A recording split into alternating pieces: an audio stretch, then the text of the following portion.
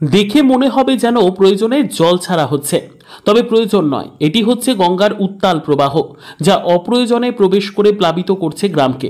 ফি বছরই গঙ্গা নদীর তীরবর্তী এলাকায় ভাঙন ও প্লাবন দেখা দেয় মালদহ জেলা জুড়ে, যার ফলে ভূমিহীন হতে দেখা যায় নদী তীরবর্তী বাসিন্দাদের। গঙ্গা ভাঙনের আতঙ্ক তো ছিলই, তার আগেই এবারে নদীর জল ঢুকে প্লাবনে ভাসল গ্রাম। মালদহের মানিকচক ব্লকের গোপালপুর গ্রাম পঞ্চায়েতের উত্তর এবং দক্ষিণ হুকুমতটোলা গ্রামে ঢুকতে শুরু করেছে গঙ্গার জল।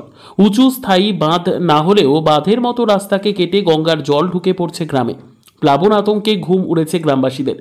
এখানে রাস্তায় বন্যার জল ঢুকছে।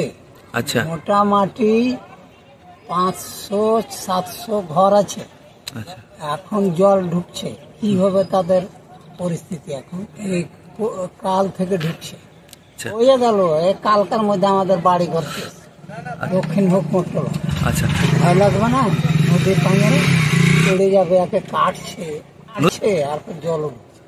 আচ্ছা, জল ঢোকা হয়তো সমস্যা হলো যে থাকতে পারা যাবে, নদী কাটলে রাতে ভয় করে পালাইতে হবে। একদিকে যেখানে গোপালপুর থেকেই শুরু হয়েছে 1479,72,000 টাকায় ভাঙন রোধের কাজ, অন্যদিকে সেখানে এবার পাড় ভেঙে নদীর জল ঢুকছে হু হু করে। গ্রামবাসীদের অভিযোগ, রবিবার রাত থেকে শুরু হয়েছে গ্রামে জল ঢোকা। বাঁধের রাস্তার একাংশ ভেঙে প্রচুর পরিমাণে জল ঢুকেছে গ্রামে। সরকার ব্যবস্থা না নিলে খুব শীঘ্রই প্লাবিত হবে গোটা গোপালপুর অঞ্চল। কালকে থেকে জল ঢুকতে লেগেছে। এখন বস্তার কাজ আজকে চালু করলো, যেহেতু 2-3 দিন আগে থেকে করা দরকার ছিল, কিন্তু এখন করতে লাগলো এগুলো। এই তো চলে যাবে আমাদের, এই ঢুকতে ঢুকতে আমাদের গ্রামে চলে যাবে। কোন গ্রাম? এই তো আমাদের গোপালপুর গ্রাম। আচ্ছা, এই গ্রামে এখন ধরে নাও সবার বাড়ি ঘর ডুবে যাবে। এখন সবার ছোট ছোট ছেলে মেয়ে, বাবা মা আছে, বয়স্ক বাবা মা, সবাইকে নিয়ে এখন কোথায় যাবে? এখন এরকম করে কাজ করে কি হচ্ছে? কিছুই হয় না।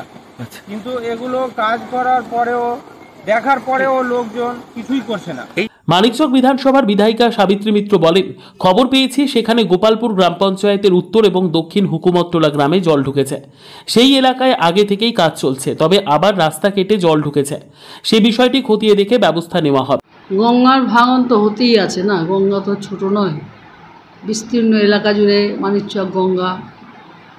ফলে গঙ্গার কোথাও কোথাও ভাঙন হচ্ছে, কিচেন ডিপার্টমেন্টকে অ্যাকশন নিতে হবে। আমি আপনার সাথে কথা বলার পর এবং আমি দেখার পর আমি একটু পরেই আমি কথা বলছি, বলে এটা যা করণীয় আছে তা করার জন্য আমি বলছি।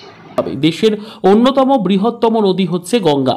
হিমালয় থেকে শুরু করে একাধিক রাজ্য পেরিয়ে এসে বাংলার বিস্তীর্ণ এলাকায় ছড়িয়েছে গঙ্গার আয়তন, যার ফলে ফি বছরই সামান্য জল বাড়লেই ফুলে ফেঁপে উঠেছে গঙ্গা, গ্রাস করছে মালদহ জেলার অধিকাংশ গঙ্গা নদী তীরবর্তী এলাকাকে।